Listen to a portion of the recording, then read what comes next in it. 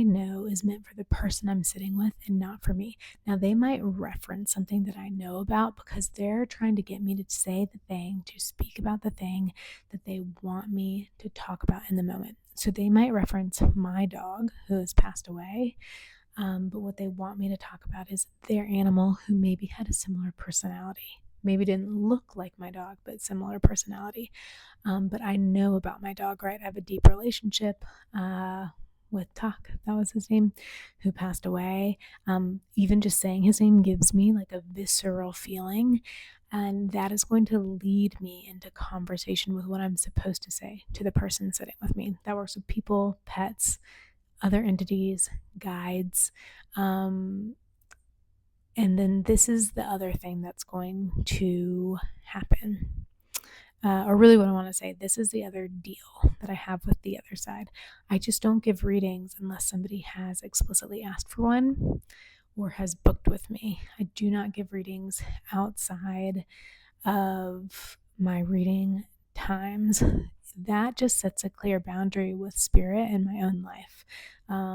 It has been one of the things that has helped me the most in life. So if you're a psychic medium, but you haven't quite been able to hone in on some of your skills, it might be because you're leaving yourself a little bit too open too often, which is using a lot of your energy.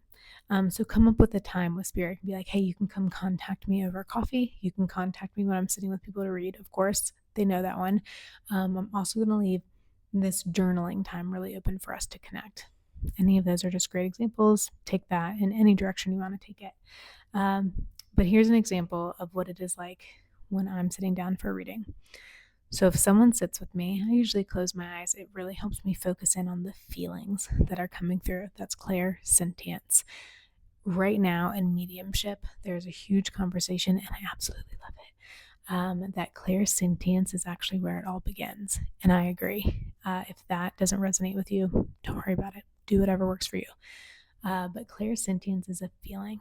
And the theory is that you get a feeling first, and then you're going to get your second clair, third, fourth, next. For me, it would be visual. So clairvoyance.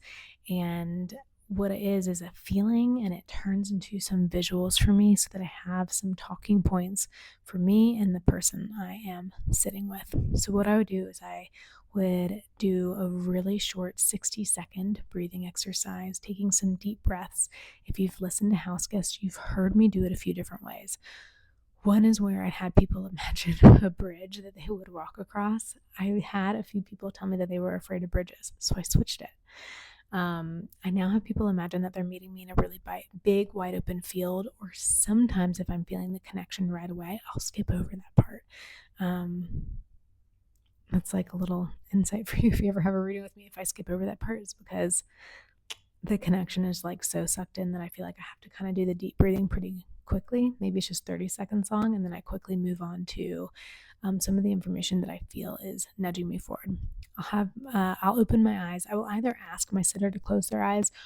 I used to ask them to close their eyes all the time. What I'm more likely to do now is say, close your eyes if you want. If you feel more comfortable, keep your eyes open through the breathing exercise. Making your